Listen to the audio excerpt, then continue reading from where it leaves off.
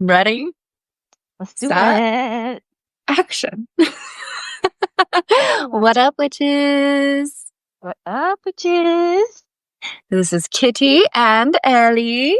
Hi, I'm Ellie. And Kitty. Hi. We're the blonde and the brunette stereotypical best friends from middle school. You know how like every anime ever has like a blonde and a brunette? Yeah. Hello. That was us. All the time. Literally. Yeah.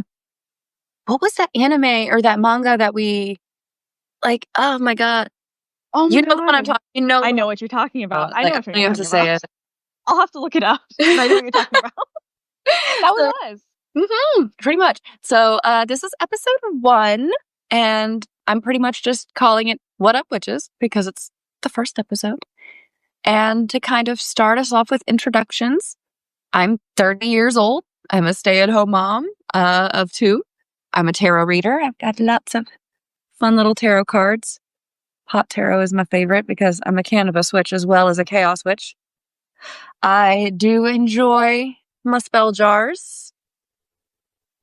They're very fun.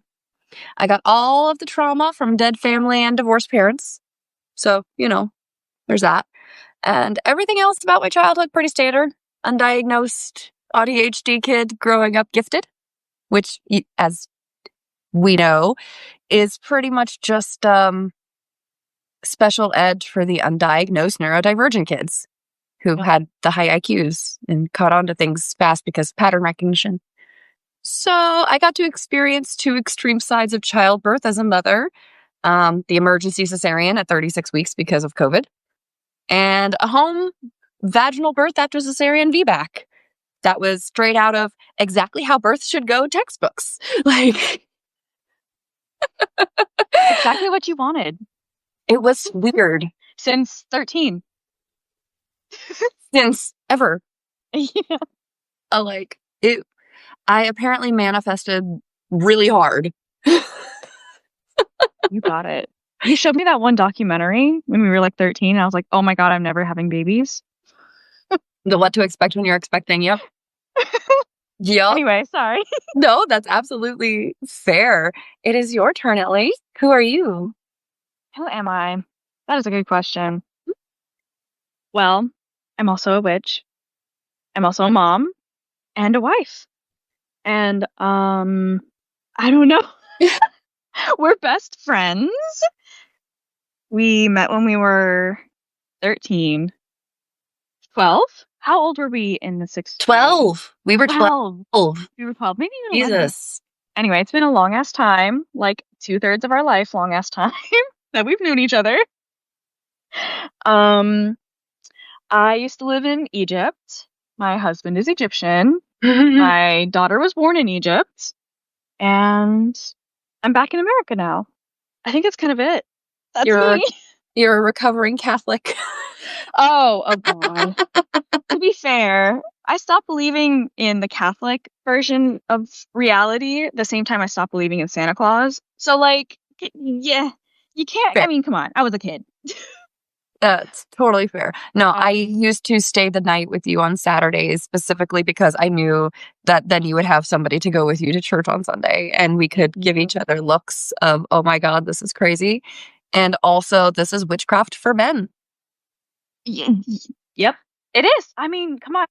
It is blood magic. It is 100% blood magic, and it is. So I have that. I have that perspective, I guess, to pull from the very Catholic religious, and then living in like the Muslim world for a third of my life. I also have like that perspective. Not sure what that will bring to a witchy podcast, but I guess we'll find out together. I think it's gonna bring a lot. I mean, because witchcraft is worldwide. It's one of those things that predates a lot of different religions. I mean, paganism in general is the oldest of all religions. If you really think about it. I guess I do know a bit about the Egyptian pantheon, so maybe that'll come into play somehow.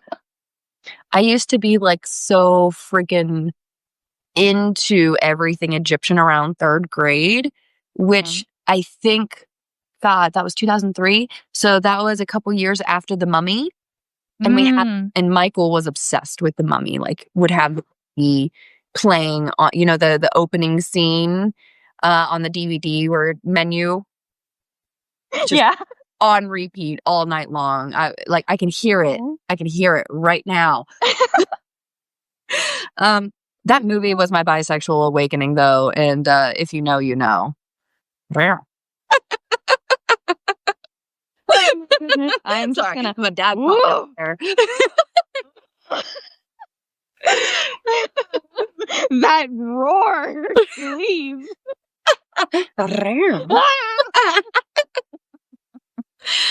That's my dad popping out just to make you embarrassed. Of course. So, what the fuck are we doing here, Ellie? Oh, okay. So we are basically just having a sleepover again. It's vibes. Oh yeah. But what did we want to talk about? Did we want to talk about magic? I think so. I think that, we could start into the magic into motherhood. How do you, because, we don't have time to do every single fucking ritual step by step. We're not going out. We're going to miss the first of the month. I knew it was the first and I still didn't get a chance to do my fucking cinnamon spell on the first. And I knew it was the first all day long, but I had other shit to do. You can just imagine it. Just imagine yourself doing it. It counts. It's a little visualization. Besides, at the end of the night. It's really meant to bring. It's supposed to bring new beginnings into the first, but it doesn't specify the first of what. We use it for the first of the month, but it could be the first of the week. It could be first thing in the morning. It could be, it could be literally whenever you want it to be. You could also do it like the day after and be like, close enough. Y'all get me. You can do it on the new moon, new beginnings, because the moon doesn't care if it's the first or the third on a calendar. It's still going to be a new moon. Because I have OCD diagnosed. I actually only figured that out like a couple months ago too. So it's a whole processing. I'm relearning who I am and whatever. Also have ADHD. Maybe I should have put that in the introduction because it's kind of a core element. Okay. Oh, yeah. So hold up. Let me go through diagnostic histories really quick. ADHD, OCD, CPTSD, and PTSD. I think that's what I've had. I don't really count depression and anxiety because I feel like that was a sub. That was the pre-diagnosis and CPTSD. Yeah. So I don't really, but anyway, depression and anxiety is what every woman gets diagnosed with before they get their real diagnosis. Yeah, exactly. We all just get diagnosed oh, well, you're depressed and you're anxious. No shit. But why am I depressed and anxious? Right? What the fuck do I do about it? Why matters. I'm not just depressed for no reason. Take all the pills. No. Anyway. I do believe now I do have major depressive disorder diagnosed to the point that I'm on Zoloft for it. And admittedly, the Zoloft helps. So it would not surprise me if there is that kind of chemical imbalance in my brain. But I do believe it is experience-based, not genetic-based, because I was a happy fucking kid for the most part until my dad died. Yeah, that'll do it. That'll fucking do it. And before that, I was a happy fucking kid until, divorced parent shit. Which, that'll do it. Which I also experienced. Probably should have put that in the intro. I just got, nervous. Just okay. It's the first episode. We all get nervous. We're just a baby. Just a baby. Just a baby. We're just doing FaceTime, girl. That's all. Basically, that's what we're doing. We're just hanging out. Yeah. It's stressed. Mamas. Sorry. Yeah. Let's see. I also got the CPTSD. I also have the PTSD. Let's see. I feel like there was something else in there. Oh, so I'm officially getting my diagnosis for autism and ADHD. Wow. The Medicaid finally came through on that. Woo. It took 2 or 3 months of my therapist office reaching out to them and asking. And my most recent appointment last week, they brought it up and I was like, yeah, my theory is when the budget went through, they just canceled a whole bunch of things across the board. Yeah. And after I said that, I think they brought that up to the Medicaid when they were doing reauthorization because same day, guess what I got? Mm-hmm. A phone call to schedule the second half of my testing. Mm. They already approved it for my first half of the testing. Like, it was pre-approved. I could not have gone through my first half of testing without the pre-authorization. Right. And Who's then I running these things? schedule the second half of my testing, and they scheduled it, and then they called back and said Medicaid just denied it for some reason. Like, fucking what? So now, Dang. as a result, I should have had this done like 2 months ago. As a result of all of this, my testing, the earliest they could get me in is September 23rd. Wait. What? That is the earliest they could get me in for this 2-hour appointment is September 23rd. Well, shit. Hey, Man. Sierra. Hi. Welcome to the sleepover. This is the slumber party. What up, witches? What up? So if you're a paid subscriber, you get to be in the chat in real time, and we will say hello and all of that. And if you have any questions, we will answer them. If you have any requests when we do our tarot segment, we will answer them. Otherwise, if you are a free subscriber, you'll get all of this tomorrow on Monday. And the fun thing is, if you put in our chat or in our comments or any kind of requests, we will save it for the next week. We'll do that and we will answer it. That's the point. That's why That's why we're here, which is what up? So, like, we got the magic into motherhood. We've got the personal growth stories, like we were just talking about with, aside from all these challenges, you with your OCD, me with the autism and ADHD, you just got your ADHD as well. So, all of these different things. Let's also talk about PPD and PPA. Oh my fucking God. Yes, the motherhood part of the podcast. Oh my God. I feel like I'm just coming out of it. It'll be, wait, today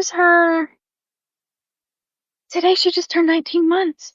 Oh, It's the third. Oh, I'm just realizing. So anyway, she's 19 months old. We took her to Chuck E. Cheese today, so. But I feel like I'm just now starting to come out of like the depression fog. They call it baby blues. Like, that sounds too cute. I'm sorry. What? That's what they did. That's why they call it the baby blues, is to minimize women's experience of it. And that drives me insane because they're not just the baby blues. And then there's like the whole thing, well, baby blues is different than postpartum depression. No, you're just minimizing that woman's postpartum depression as the baby blues because of how it appears to you. Yeah. Just because she's strong enough to like smile when you come over doesn't mean she's like not going through it. Just because she masks it really well doesn't mean she's not struggling. Oh, let's see. And that's on my childhood.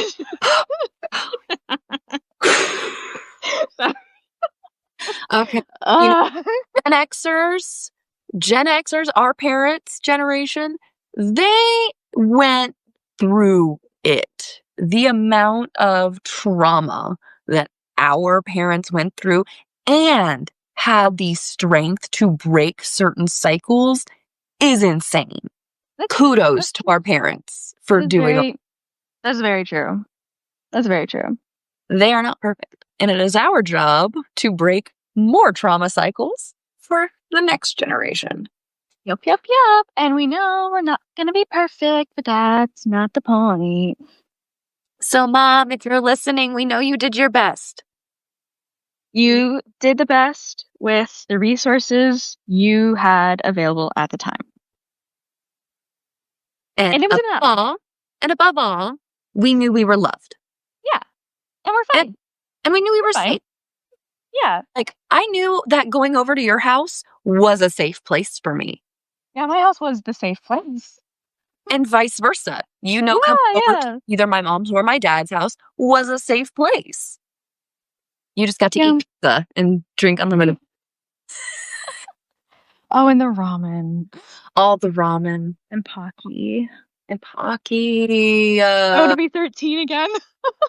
I got this from Hot Topic. Oh, yep. Has been hell. I love it. I love it. I love it.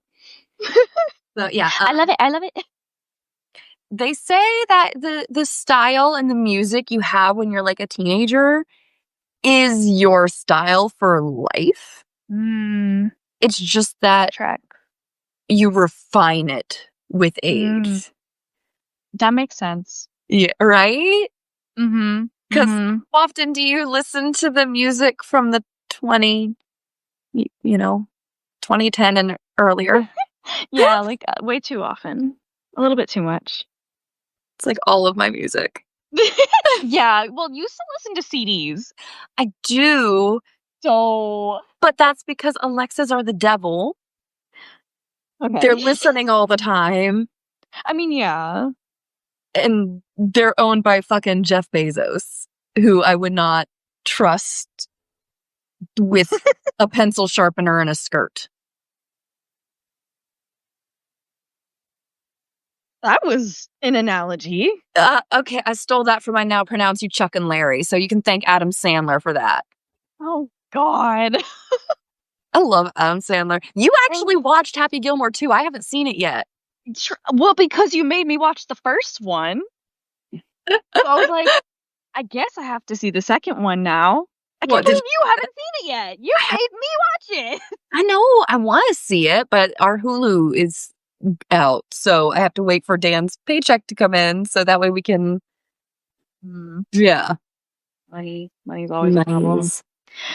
Money. Money. Oh my God. Okay. So, I want to point out a couple of books that I read for those parents who are going through it. And especially if you have like little ones, or if you are just trying to kind of understand your own trauma in general.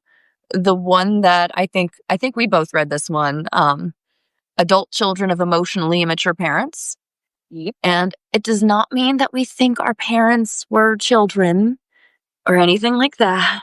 They were children expected to act like adults. Yes. So they never had a chance. Exactly.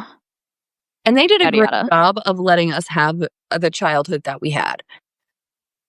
But we still have generational trauma. So, because it's not just our parents, it's their parents. And their parents, and their parents, and their parents. This is a long line of thing. But that book was really eye-opening to just how it all tracks down, I think. And what we can do as adult children to heal from that and to, work through it on our own. Because just because it wasn't as bad as our parents and our parents wasn't as bad as their parents, doesn't mean it wasn't bad. Doesn't mean the bad wasn't bad and that the good wasn't good. It just means it was what it was. And we got to accept it. I'm starting to not really believe in good and bad anymore. Just like it is, it was, and it was. So and it will be. And so it will be. Anyway, sorry. No, good. I love it. I actually like that a lot. What is, what was, and what will be. Magical. And we're, magic and mayhem. We do the things. We've got the crystals. Is that your Labrador? Yeah. Yeah. Nice. We've got our selenite. How did I know? Okay, what other crystals do you have next to you? I have obsidian. Oh, nice. I think this is cherry quartz. Oh, I have my white quartz. Same. clear quartz, but yeah. Clear quartz. White quartz, clear quartz. Yeah, clear quartz. I like yours. Well, this is the spherical one that I use as a crystal ball. Oh, yeah. On the ring. On the ring. Yeah, this is the supernatural ring that says bitch. My husband has the one that says jerk. Because I'm his bitch, he's my jerk. And you're a jerk, I know. You're a jerk, I know. You're a jerk, I know. That may or may not have been one of our songs in high school, but it's fine. That is so cute. You guys have history. Oh my God. I mean, well, we were dancing in middle school when I told you that a high schooler asked me out. Like, oh my God, I remembered that. That was him. In the chorus classroom, we're like doing our dances in the morning, and you're like, a high schooler asked me out. I even did the little peace sign, because that's what we fucking did. I remember. Oh, we were. Okay, so that was 2009. That was like the tail end of 8th grade, right before we went into high school. So for those listening, it was not like it was a weird. He's 2 years older than me. So everybody don't think anyone is thinking anything. You'd be surprised. I would be thinking something if I'm like, oh, a middle schooler and a high schooler. I'd be thinking something. Only because we're moms now. To be fair. I even when he asked me out, I was like, bro, I got ground rules.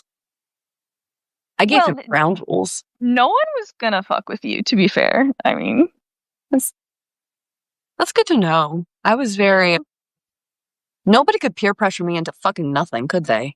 No, you're very, very strong-willed and thick-headed. But like in the best way, because I mean, you didn't need to change at all. You're amazing. I think I never understood peer pressure, and now I know that was the autism. Yeah. I love when shit gets explained like that and it all just makes sense. Yeah. You should have been in the room when I understood that my dad was probably autistic, because then I started thinking about it. I was like, wait a second. Wait. I started like putting pieces together. When did you figure it out? Like, how old were you?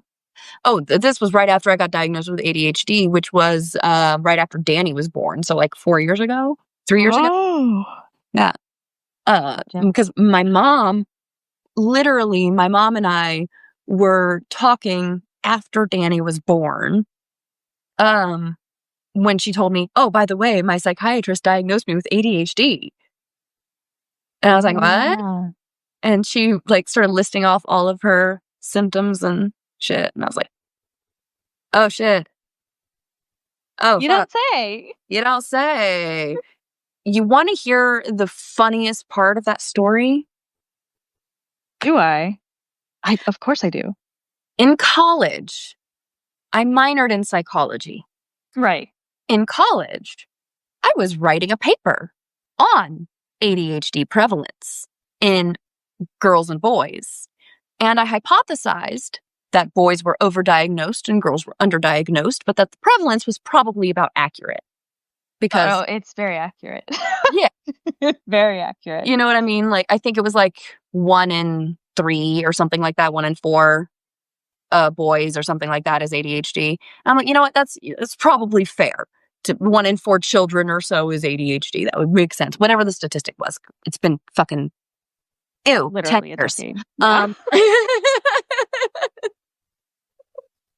The way I just said ew. Ew. So yeah, I was literally writing this paper, and I turned to my husband. We weren't married yet. And I was like, I think you were just gifted. Because I started seeing the similarities in me. But I did not consider mine a disorder because I got good grades and he didn't.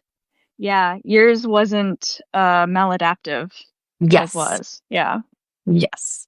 Yeah. So I, in my brain, was like, wow, we're very similar. I think he just had a high IQ, got labeled ADHD, because that's pretty much what happened. He got labeled ADHD in like 2nd grade. and they made him go to the psychiatrist and get on Ritalin and all that. He has no memories before 7 years old. Oh my God. Yeah, no, He- I wouldn't either. I have a story with ADHD medication for another time, but yeah. that shit is ridiculous. Yeah. I So cannot imagine giving it to a child. I cannot imagine. I can understand in certain situations and certain dosages, and that is all very personal. To force a child with the diagnosis just because of school. Yeah. Like, if he were thrown into a gifted program, he probably would have succeeded. He I would have can got see it. it. He's Really like, fucking come smart. on. His work is like very. The only reason, like, so he has a little trouble reading and reading aloud. He's dyslexic, first off. And that's not okay. And second off, his third grade teacher was so upset about teaching third grade that, because she got demoted, long story, that she didn't want to teach him as the ADHD kid. She had him facing the other way in the back of the classroom and gave him coloring books for a year. So the year that he was supposed to learn how to read, that time period where their brains are the sponges that they are to properly learn all of that foundational knowledge, he was robbed of it. Huh? He was robbed of that.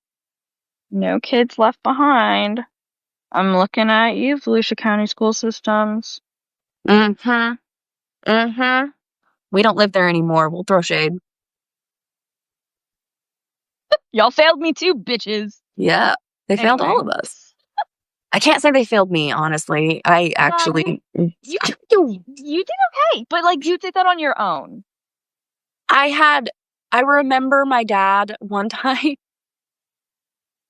I was sitting there trying to do a science project. I think it was like 6th or 7th grade. Yeah. And it was like pushing 10:30 at night, and I was starting to get tired. And I couldn't focus. And this was around the time that my dad had a little bit of rules around the soda drinking. Like, I wasn't allowed to have soda after like 9 o'clock at night, usually. Okay. He went, here, because it was due the next day. Oh. The science project was due the next day, and I did the thing where I procrastinated until like 2 days before. And he could see me stressing. That's the ADHD, because I do that too. And he could see me stressing, and he knew the caffeine would help me focus. So he's like, "Gotcha, girl." Your dad was so sweet. He was a sweet guy.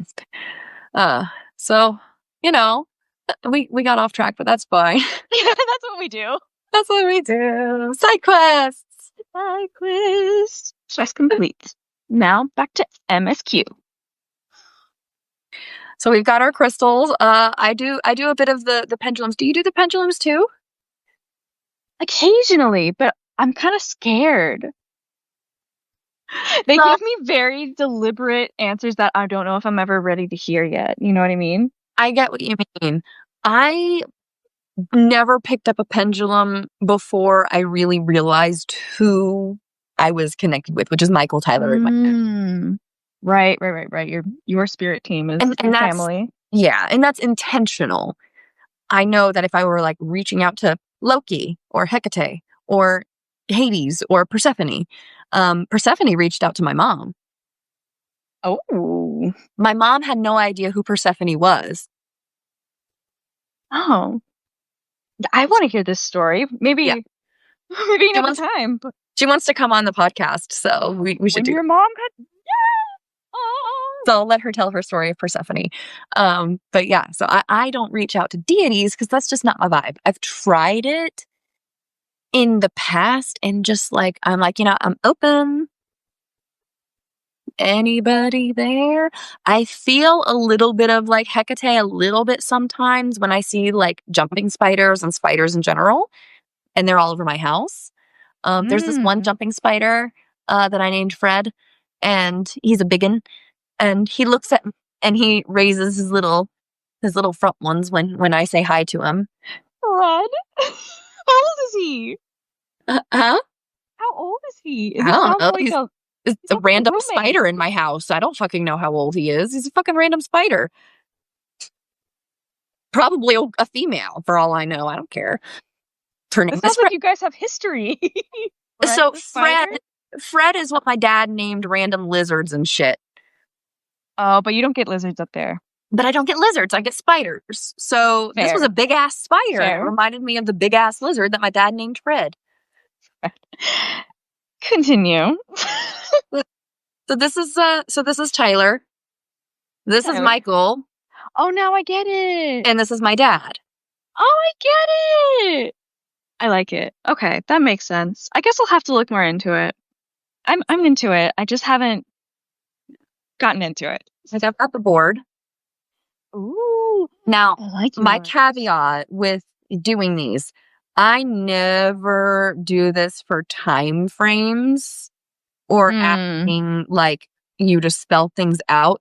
There is too much room for error and fake control that I'm one of those people that if you see people that are like, oh, January, the number 7, the Aquarius. If you see people doing that, they're fucking scamming you. I'm sorry. It's not fucking real. I'm angry about that when people do that because I don't know about you, but I've just never seen anybody do that legitimately. I've seen people, like really I feel like I'm getting yelled at. Sorry, I do No, that. I'm not yelling at you. I know. I'm yelling at the other people. I'm like,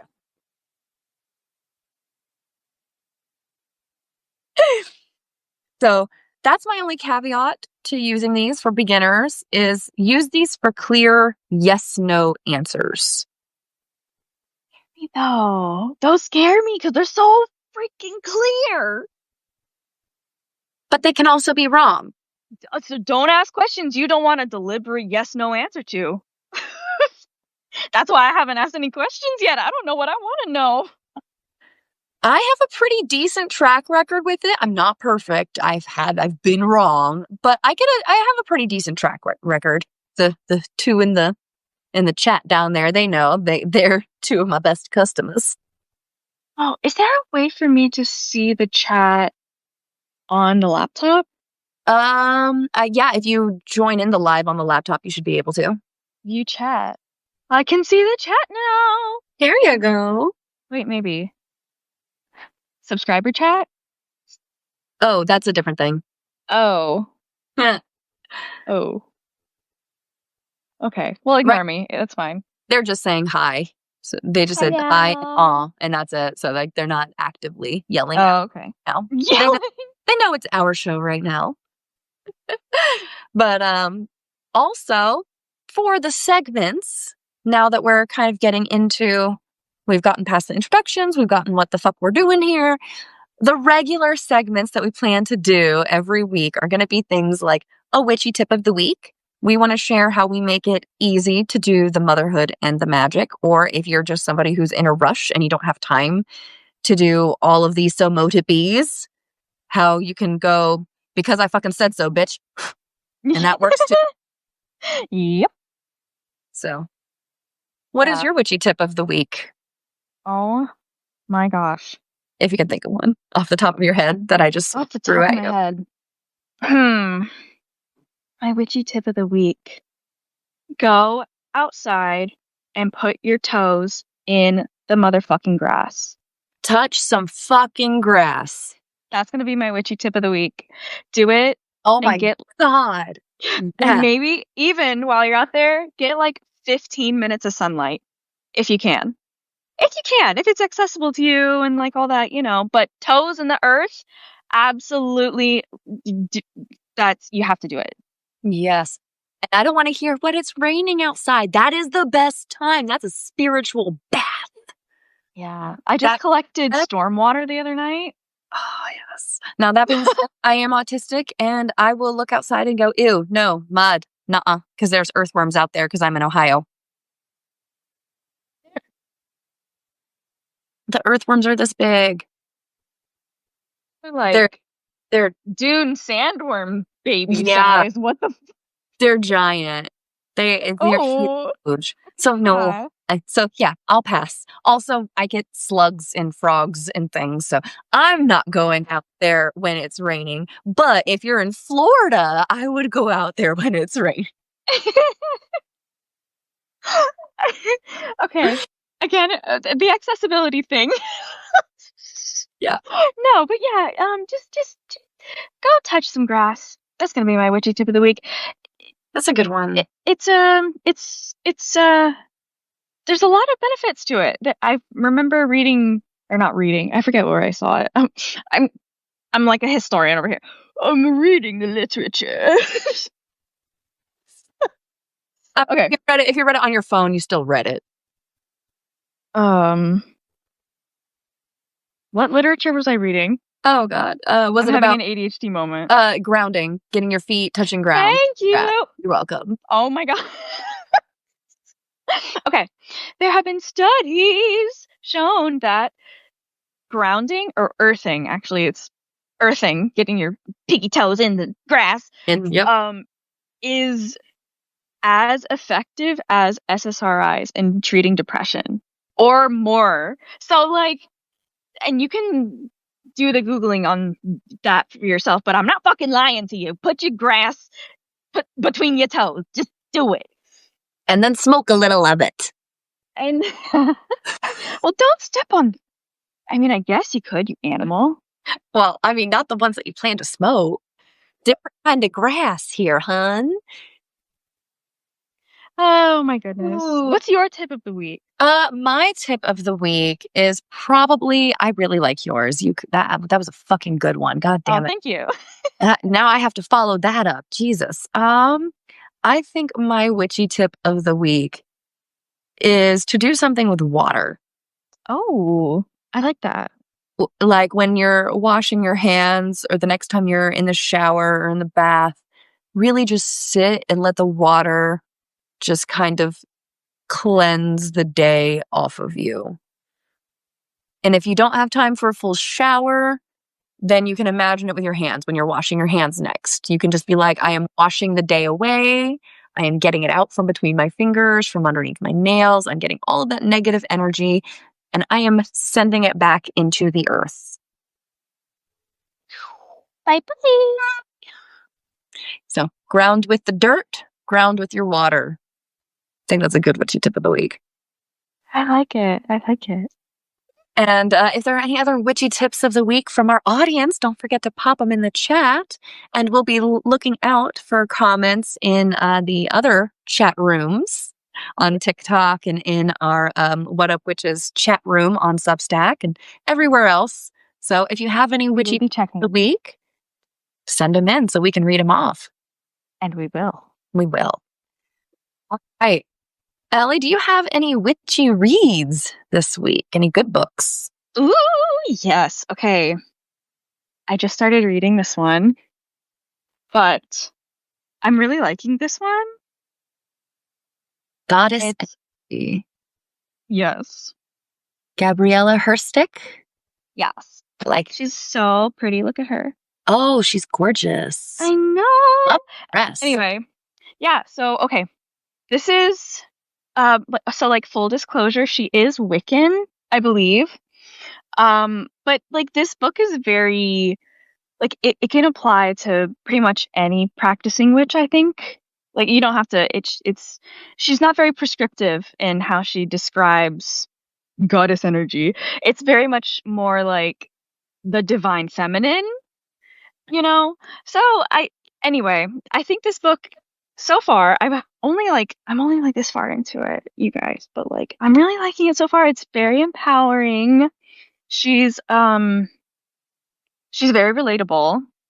And I just think it's a good one if you're looking for a little bit of like femininity, but like empowered feminine. If you think you need a little bit of that in your life.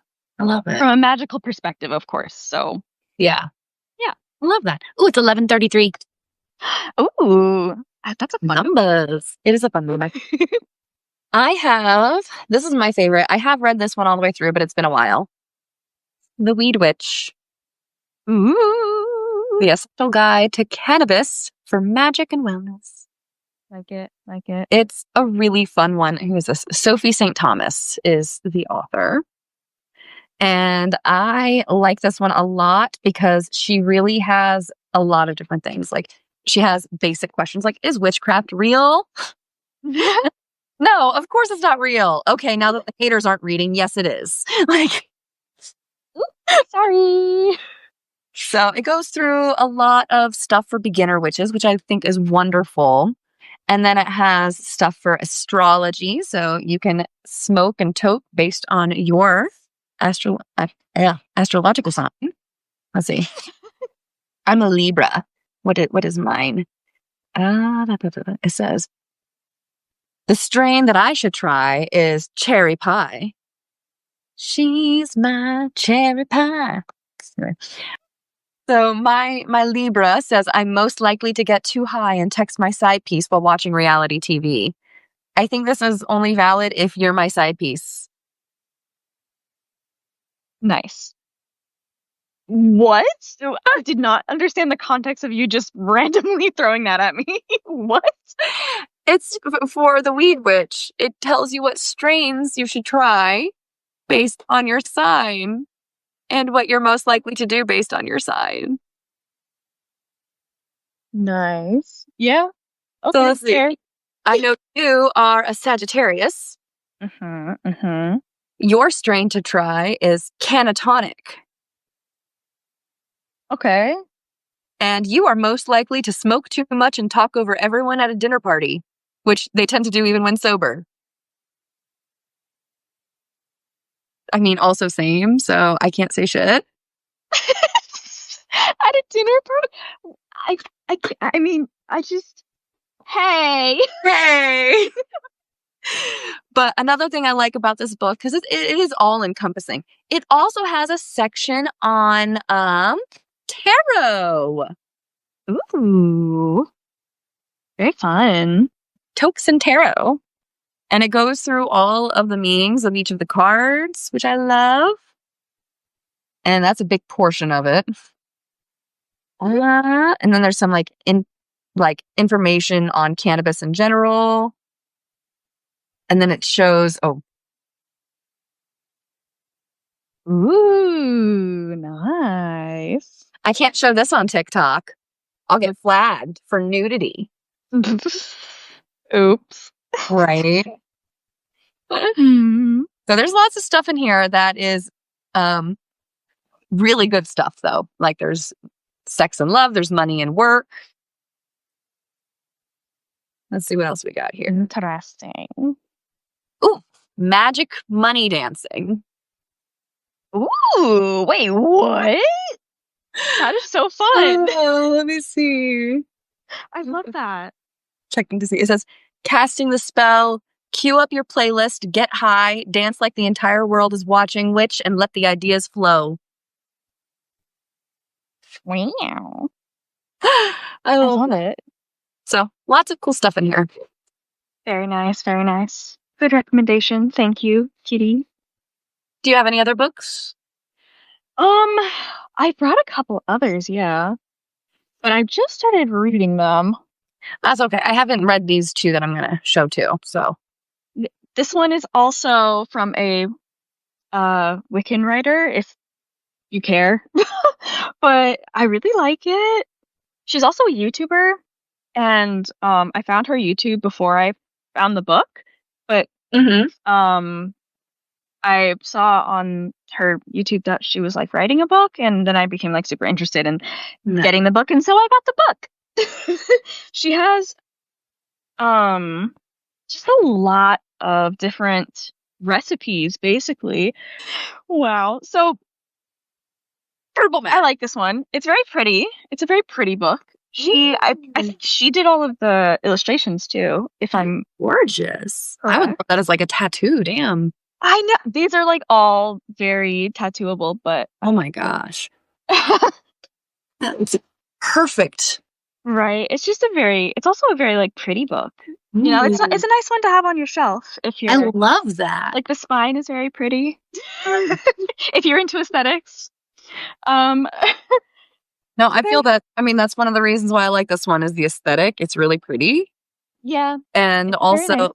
this one I got about halfway through. I haven't read the whole thing yet, and I'm probably going to need to restart it. So it's The House Witch. And it's Ooh. about making your home your witchy space. When you come home, everything in your home is your hearth, however they Right. phrase it, you know? Right. And there's lots of cool things in here, like the magic of the cauldron is what they call like the kitchen witchery part of it. Mm-hmm. But I like it because there's lots of things to protect your home, lots of different spell work you can do, and how to make the mundane magical, which I love because it's not very fun to do the dishes. Yeah, but it is fun to do them with specific intentions sometimes. And Sometimes. if you're adding a little bit of moon water to your dishwater, Oh, that's a good one. That's a good you one. know, just little, Rub that shit away. exactly, little things that we can do in our home to make everything just a little more magical. So I'm about halfway through that one, Nice. and I Nice haven't read recommendations. this one. I have not read yet at all, so I have no Oh idea. yeah. I have it. Nice. Oh, I love those. Do you have any other recommendations near you, or are those the two books that you had? Those are the ones I had.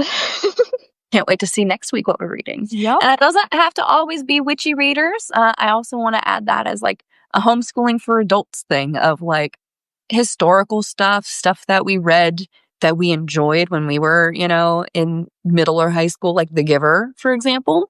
True. Like True. I have a whole bunch of books. Oh, I'm still on the baby book era. So I mean, yeah, that's a long era. I go to the thrift stores and stock up on books because they're only like $1.25 each for the that's a good idea. hardcovers. We're still eating books, so I'm not gonna do that quite yet.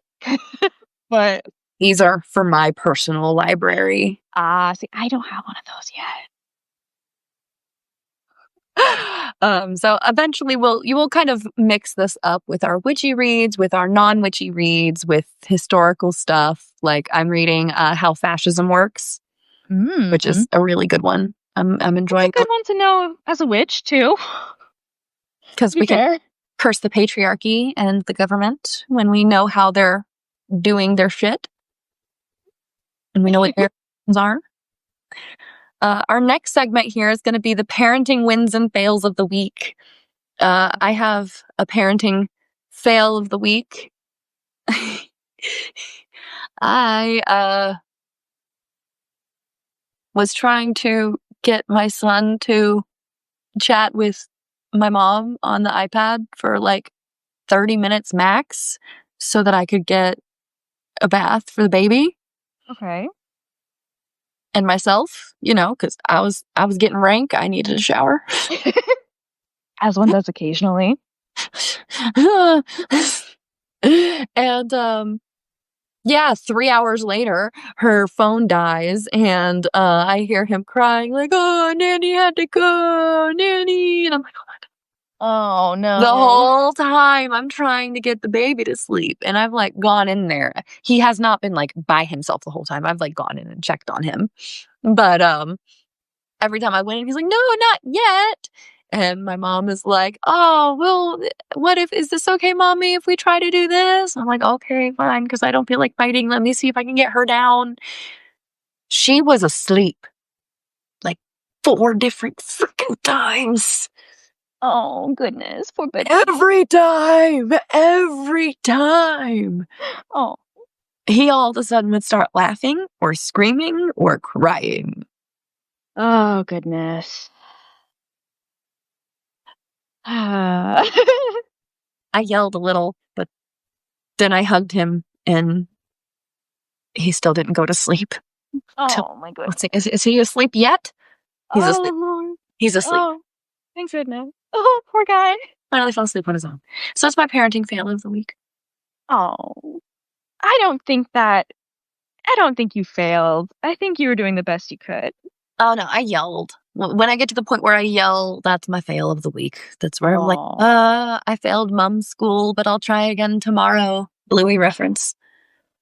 I think failing a little bit when you're at your limit is forgivable, Yeah. especially when you're like postpartum. You are still postpartum, Yep. I'm you 12 know? postpartum. It takes 2 years before you're officially like out of the Yeah. postpartum. And I'm at 19 months as of today, and I'm just starting to feel better. So I can imagine what it's okay to a little yelling, a little, letting the rage out a little bit. I think that's Mm-hmm. healthy. I think that's Oh, yeah. maybe next time we do it like into a pillow. But The fact that I didn't do it at them, I did it like up in the air. That was a see, plus. exactly. Just letting out a little rage is totally healthy. And Yeah. especially if you then like, maybe explain, hey, sometimes, kid, you just gotta yell. It just, oh, Sometimes you just gotta yell. I don't think that's a bad thing. that's called flipping our lid. And we learned that from the whole brain child. That was I've a, heard yeah. about flipping your lid, but I can't remember where I heard it from. So the whole brain child is a book that talks about, especially with like neurodivergence, but how the child's brain works and how we can actively get on their level rather than expecting them to come to ours, right? Right. And one of the ways is how like if this is your brain, right? If this is your brain, this is your emotional system right here. And the bottom part of your brain is your lizard brain. That is your survival mechanism brain of eat, sleep, run. Like that's it. So that's your lizard brain. That's your fight or flight response, all of that stuff. And then we have your logical brain, your top half. That's your able to think and process logic, all of that stuff. So normally we can use logic to kind of give our emotions a hug. And we can say, hey, I'm feeling sad right now, but I know this won't last. I know why I'm sad, that because I can't have the cookie, but I can have a cookie later. And I can sit with this sad feeling and be okay right now. So it's like giving your little emotions a hug. Oh. But sometimes we flip our lid. And our emotions get the better of us and they escape. And that's when we yell and we scream and we cry and we throw a tantrum. Oh. Adults flip their lid. Children flip their lid. We all flip our lids. So Sometimes it just happens. once I explained it that way to my son, he now says, you flip your lid. Mom, you're getting called out by your kid. All the time. All the time. No, that's too much. He's too smart. What the heck? He's so smart. He's so smart. This child will be like, I need to calm down and count to 10. And he'll go count to 10 and take deep breaths and come back. This child is so emotionally mature. That is amazing. I love Not that. even 4. He's not even 4. That's amazing. You're doing so good. Miss Rachel's doing good. Fair. No, but like fair. Big feelings are okay. It's okay to have big feelings. She teaches all of us. What is your parenting win or fail of the week? Whoa. Either or. Okay. I'll go with fail. So we went to Chick-fil-A because there's a play place at this Chick-fil-A, and I just wanted to let her like run around somewhere other than our backyard for a little bit. Yeah. Especially if she can like find some other kids and like, just a little bit of socialization because she's an only child. But anyway, we went to Chick-fil-A. She's being super cute, eating her chicken nuggies and her fries. And then I got ice cream and we shared an ice cream. And then we had to go and we were crying and upsetty spaghetti. And I put her in the car seat and she screams, no! She wants milk. And I'm like, oh my goodness, Katie, you just ate so much. But she's like, ball. And I'm like, oh my God, please. Oh, fine, you can have your milk. And I give her the milk. And halfway home, she throws up. Of course, because why wouldn't she? So, yeah, that was a fail on my part. I fed her way too much. Just to, I'm so sorry. But I mean, How are you going to learn what a full stomach feels like unless you learn, babe girl? I don't know. but yeah, no, we had to clean it up, and we did. Yeah, Good that's job, my Mom. fail. If that's the worst thing that either of us deal with as parenting fails, that's also bad. I guess Yeah. you're right. We should give ourselves some grace. We should. I mean, some parenting fails are things like I forgot to pick up my kid at school, which we've both been on the end of that. And Yeah. I think that's like a rite of passage. I think every kid needs to be forgotten. Somewhere. I'm kidding. I'm totally kidding. Don't forget your fucking Maybe kids. not need. Maybe not need. Every kid needs a little bit of childhood trauma. I mean, to be fair, a little bit of trauma is necessary for character development. Yeah, I guess. If everything was perfect and all of that, then you're kind of a boring person. The trauma makes you funny. If you haven't been through some shit, sorry, you're boring. You're boring.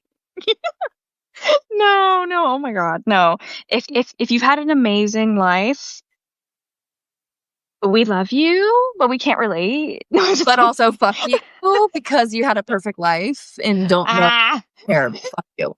I don't think that's like the soul's journey, you know? I don't think that would be reality for someone to be alive in this world and be like, no, I'm like perfect actually. Everything's fine. And yet those people exist. Parenting fails, parenting wins. Well, next time we'll do a win. Maybe we'll alternate or something. I don't know. I just can't think of a parenting win this week. Yeah, whichever happens. Sometimes You know what? You know what? Actually, I think I do have a parenting win. Come to think of it. Overall, my son has been on his best behavior this week. Oh, that's so sweet. He's not been throwing any tantrums. It almost breaks my heart how much he's been going, yes, ma'am, because I feel like it. Wow. He just keeps saying it, and I'm like, you're not in trouble. You can just say okay. Like, but also I'm not correcting him because there's nothing wrong with saying yes, ma'am. It just I almost feel like he thinks he's in trouble, even though he's not in trouble. And he doesn't think he's in trouble, but I think he thinks he's in trouble because... Right. Yeah, you're having the reaction. Exactly. But he's like, honey, can you go do this for me? Yes, ma'am. And he goes and does it. Aww. And it's been all week. Oh, all week he's been doing it. I don't know what I'm doing. Adorable. Yeah, I don't know. You're doing something right. Something. One of us is doing something. I don't know who it is, but somebody's doing something right. All right. Our next segment would be kind of about relationships, marriage, independence, and how it relates to our spiritual journey. We kind of talked about how we're both married. Mm-hmm. When did you get married? Ooh, okay. I got married in 2017. Yes, 2017. We got married the same year. Mm-hmm. Mm-hmm. What the fuck? How did we do this? How did we live parallel lives, girl? I don't know. Yeah. I remember, wait, okay, when was yours? March. Okay, mine was that summer, right after. It was in August. That's hilarious. Oh my gosh. Yep. That's so fucking funny to me. So we both have been married for about 8 years now. Yeah. Yep. It'll be... Could you imagine if we... years. Could you imagine we had like an 8-year-old kid right now?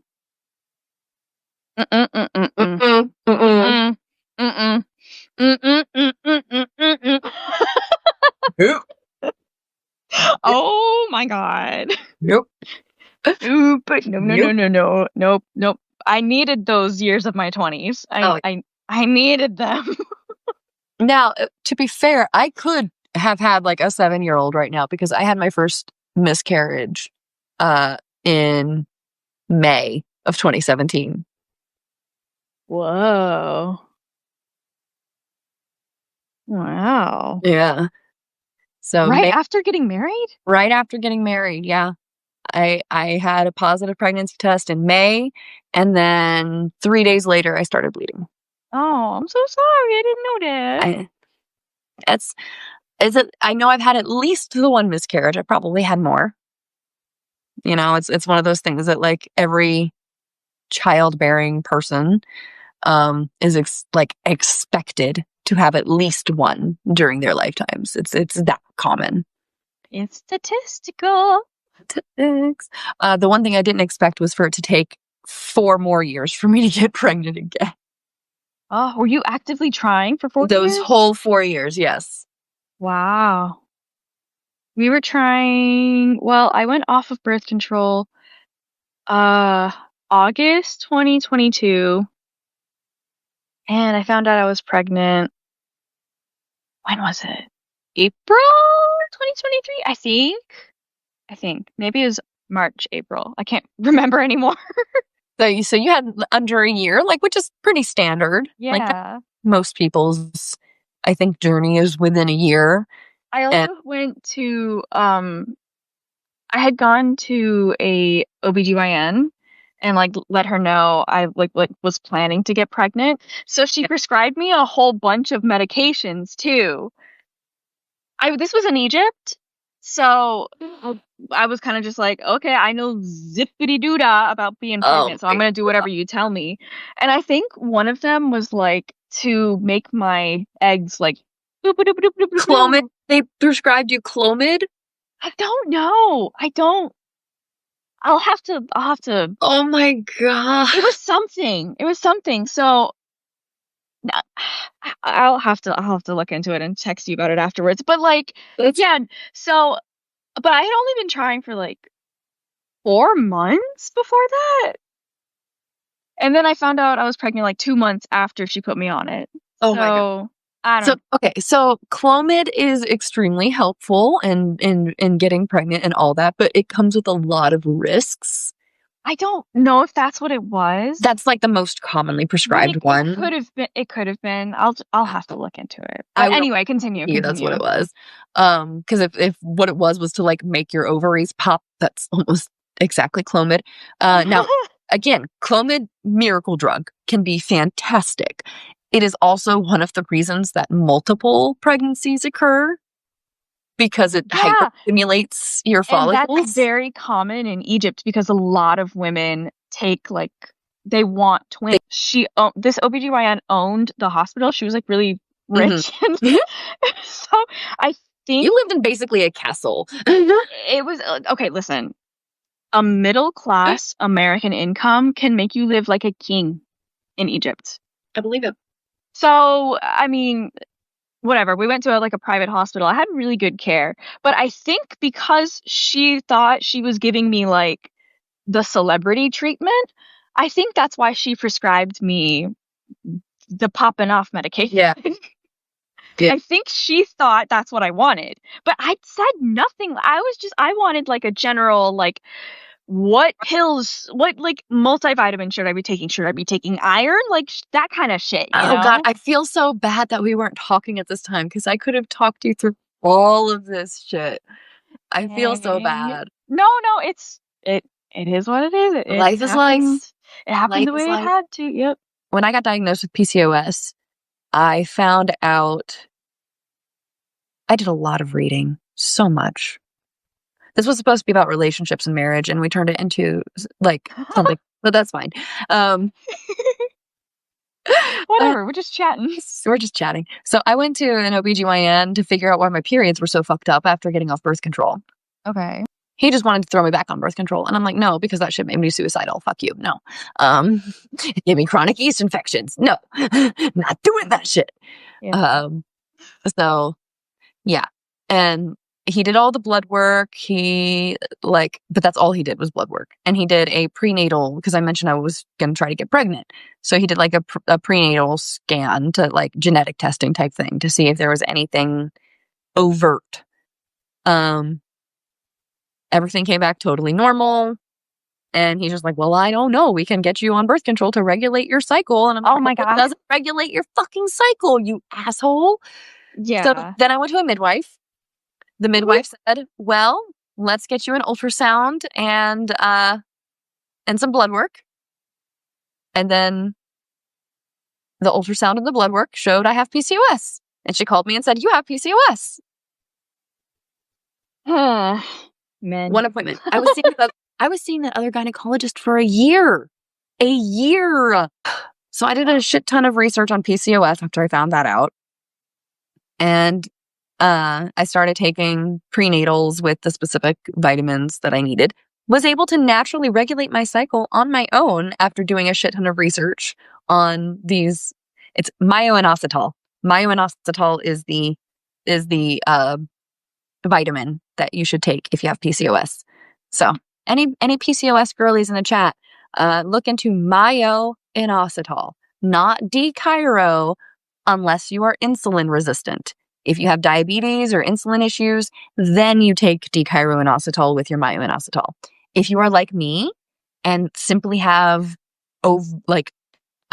ovulation issues, and you do not have an issue with your thyroid, and you do not have issues with diabetes or being pre-diabetic or insulin, anything like that, you don't need D-chiro, and it can be counterproductive. I did a shit ton of research on this. I regulated my own cycles. My cycles used to be anywhere from 18 days to 98 days in length. Wow, that's quite the range. Yeah. So like the average is 28 days, 18 to 98 days, and anywhere in between. Nice. Literally. Wow. Ugh. Fucking awful. I went from that to every 35 to 45 days. Okay. Much more manageable and regular. Yeah, true. Kind of hard to get pregnant when you go 3 months without ovulating. Oh, goodness. Yeah. But, relationships and the marriage. How was your husband when you like kind of came out as witchy? Came out the broom closet, yes. Yeah. He was kind of scared of it to begin with because he comes from a very different culture. Egypt, is pretty conservative and Muslim. So he was thinking I was going to be like summoning jinn into the household and that kind of thing. The funny part is he like believes in astrology and manifestation, right? Mm-hmm. I had to like I had to explain he kind of already believes in magic and witchcraft, but like it's still taken time to click, I think, for him. Yeah. to be honest. But he's supportive. He's totally. I mean, I buy witchy books with our budget, and he's really cute with the tarot cards. He does love when I give him a tarot reading. Like, if we're just driving somewhere casually, and I have like a mini tarot deck in my I do too. Because of course I'll be like, do you want a card? And he'll be like, yeah, sure. I'm like, do you have a question? And he's like, yeah. And I'm like, what is it? And he's like, I'm not telling you. I'm like, okay. Shuffle the little mini deck. Your fucking mini deck is adorable. It's literally like that big. No, okay. So yeah, he's supportive. I think it's like he's warming up to it. He's down with the like he's okay with like the incense and like smudging. Like he's okay with smells. He's supportive in that aspect. He likes the Egyptian musk the best, of course, for obvious reasons. And I mean, crystals and plants everywhere, like that could pass as like anything, it just really can. Let's be real. We can clock each other's witchcraft very quickly. If you're in the know, then you're in the know. But if you're not, then it can pass. It's just. I mean, I don't know. If you walk in and see one of these on my mantle, fair. They might be like, "Oh, decorating for Halloween early, I see." Sure. Little shake. Some of them though are like really look like almost sand art, True. And it's sand art, bitch. You got a problem with sand art?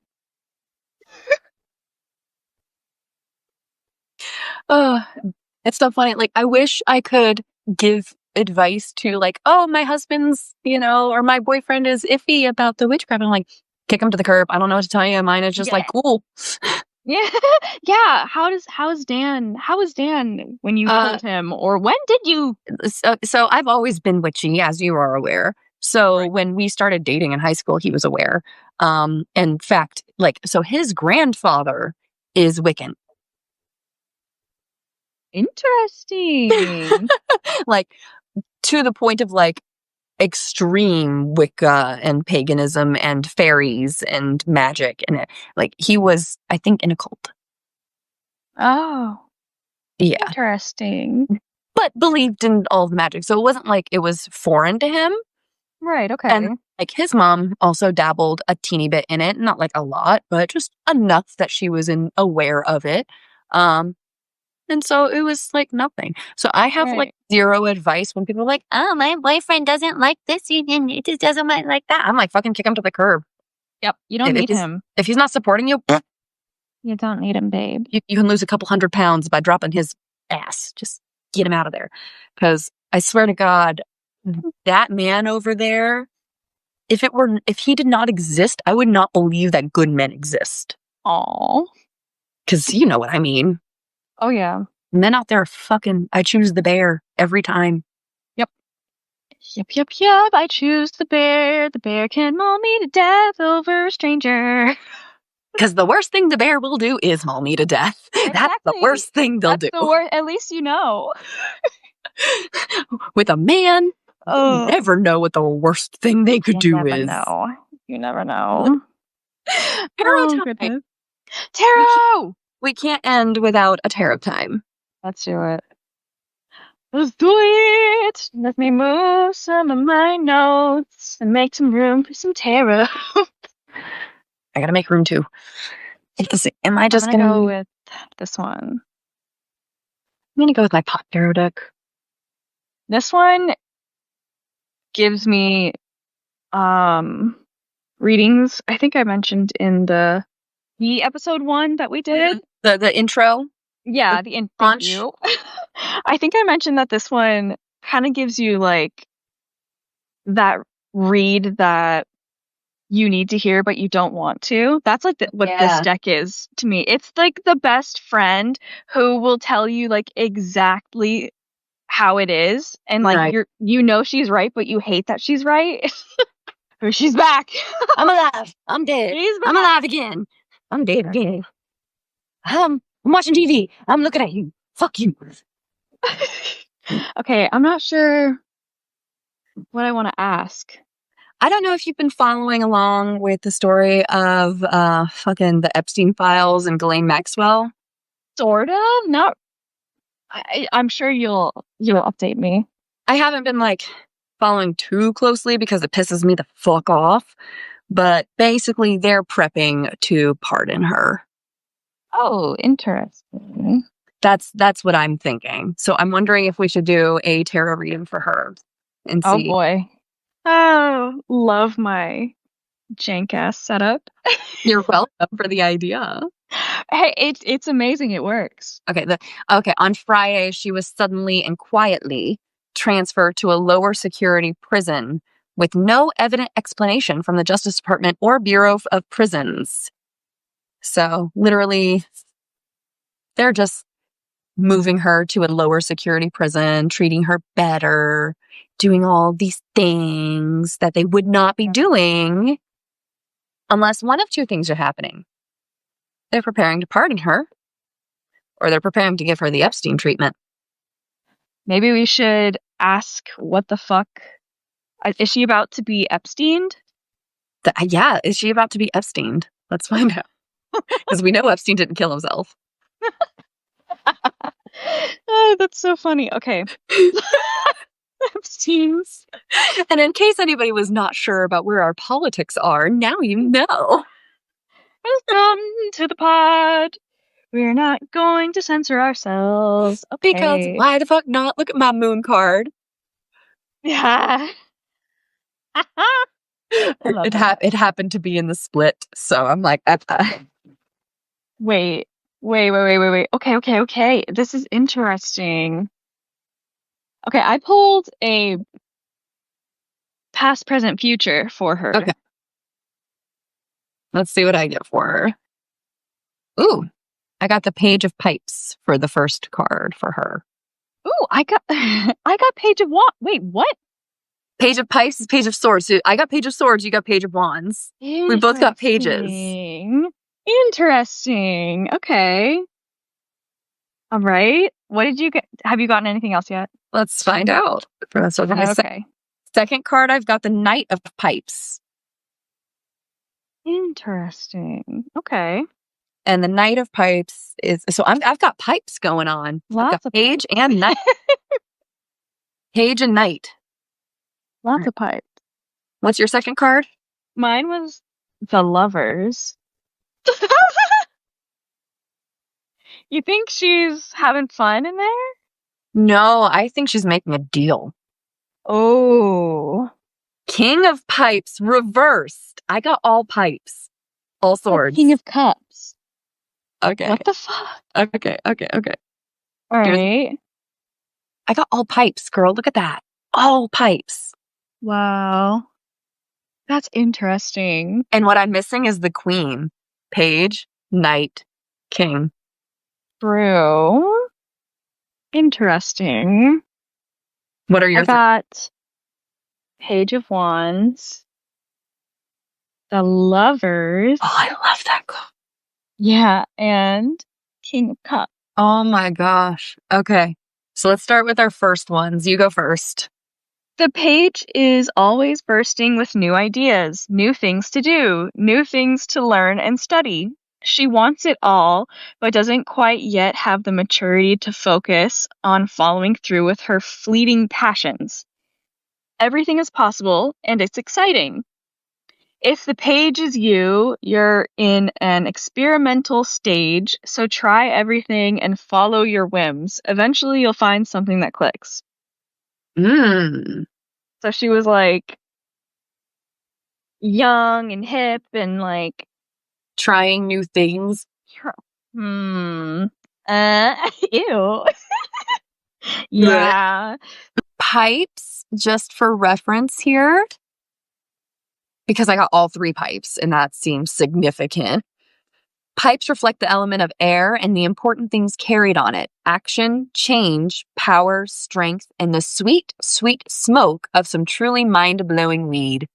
And the Page of Pipes, so my first card, there's more than one way to make a pipe, and the Page of Pipes asks us to be open to fresh knowledge, to recognize new approaches, and to remain teachable. New ideas may abound, and curiosity is essential to growth. Oh, what if these are new information coming from the Epstein files that has led to her being put in the spotlight? That could very well be. Between the two pages. Yeah. Interesting that we both got pages. Very fucking weird. And we both did kings. That's... Through love, we can reach new heights. The Lover's card is full of beauty, stars, wishes, hopes, and dreams. Two hearts, minds, and bodies become one. The lovers create a wholly unique and special place, a paradise of mutual respect and adoration. All protective walls are torn down, leaving us naked and perfectly ourselves. Together, we see beautiful dreams through our unclouded eyes. We do things we never thought we could. We make each other stronger through trust. The world sings and nothing is impossible. I'm thinking this is her and Trump's partnership. Or whatever deal she thinks she's making with him. Because I have for my second card the Knight of Pipes. Orange background. Who do we know that's orange? Okay, that's funny. Okay. The Knight of Pipes is on a mission, highly motivated, ambitious, and daring. However, he can also be a harbinger of tumultuous times ahead, but suggests you have the sheer fortitude and energy and singleness of purpose to achieve your goals. Like the bullet pipe itself, this card calls for just enough smoke to keep you focused and not enough to make you lose sight. I'm thinking that because he's freaking the fuck out over these Epstein files. One of the things that they recently did was release like highlighter blacked out version of the files. Oh my goodness. And they've already mentioned that Trump's name has been redacted. So as of right now, the only name that we know is in the files that don't exist is Trump's name. Yeah. Yeah. It seems like if he'd released the files, we'd have other names that we could, spread the guilt around. But as of right now, his is the only name we know for sure. Yeah, that's unfortunate, isn't it? So I'm thinking he is trying with the lovers to make a deal with Miss Maxwell. That sounds interesting. But I don't think it's going to go the way that they think. That's really interesting. Yeah. Okay, so I got King of Cups for future. And I got King of Pipes reversed. That is super interesting. Okay. Something popped up and my brain went, squirrel! Squirrel! ADHD. King of Cups. They're calming and their cup is brimming with love and compassion. They draw strength from treating others with tenderness and kindness, and they're truly in touch with a person who you feel perfectly at ease with because their presence is sincere and accepting. If this indicates a relationship, you're finally fully able to let down all your walls and feel comfortable and loved by this person. If she's gonna die, you're reunited with Epstein. Beautiful job as a friend and confidant, so be proud. No, I think she's gonna fucking die. I think she's gonna be reunited with Epstein. I wonder if that's her and Epstein in the first card. Yeah, that sounds interesting. Because here's the King of Pipes reversed. Might does not always make right, and that suits you fine. You never need clamor for validation or attention, desperate to share your wisdom. While there is plenty of wisdom to be shared, rest confidently in your knowledge and save it for those who listen quietly and carefully. Okay, so I have two ideas here. Okay. Either she about to get the Epstein treatment and be reunited with her long-lost love. Very well could be. Very well. Or she and Trumpty Dumpty are making a deal. And she thinks she's going to get away scot-free. But I think that when it comes to Congress, because she's getting subpoenaed to speak in front of Congress. Oh. So I wonder if Congress is going to get the real truth out of her because, perjury. True. But, I mean, has that ever stopped someone with ill intent? I mean, yes and no, because even Jeffrey Epstein pled the fifth. Yikes. Yeah, I guess they had too much on him, huh? And they have too much on Ghislaine. True. They have an entire documentary called Filthy Rich, and there's one half that's Jeffrey and one half that's Ghislaine. Yikes. I need to watch that. That's interesting. It is a really interesting documentary. It's also really fucking heartbreaking because we grew up not fucking far from this disgustingness. Yeah. And we know Palm Coast. Mm-hmm. Yeah. Yeah. But anyway. So I think we need to pull a clarifying card. Oh, okay. I think just one more card and then we can call it, I think. Because I need to see. There's more to this. The fact that we both got a page and we both got a king. That's really interesting. And I got all swords, all pipes. Yeah. Maybe she's really all up in her head right now. I got another page. Page of Buds. Page of Pentacles. New ideas shining. New light on old stories. What's with all the pages? New information. So pages mean new. Girl. Oh. No. Nuh-uh. You can't all jump out at me at the same time. That's not nice. It is not nice. Sometimes I'll see one that like flaps at me when I'm shuffling, and I'll be like, "Oh, he just waved at me. That means he Yeah. must be chosen." I've done that before. Ooh, I got 2 of Pentacles reversed. You got a 2 of Pentacles, and I got a Page of Pentacles. I got Page of Buds. Huh. So the Pentacles, Interesting. just out of curiosity. So Buds in my deck reflects the grounding element of earth, often concerned with matters of finance, property, and work. In this rich, fertile earth that the marijuana plant has grown for centuries and to which our ash returns, bringing all full circle. So in the tarot deck, pages represent promising new beginnings, such as the excitement and promise of a new and healthy leaf growth. And this one's no exception. But pages can also be hasty in their youth. So marrying your passion for dreaming with attention to detail is key to a good outcome. Harness that youthful energy and get to work. I really dislike the use of youthful in anything Ew. Ghislaine Ew. Maxwell. Not her harnessing youthful energy. Ew. Ew. Ew.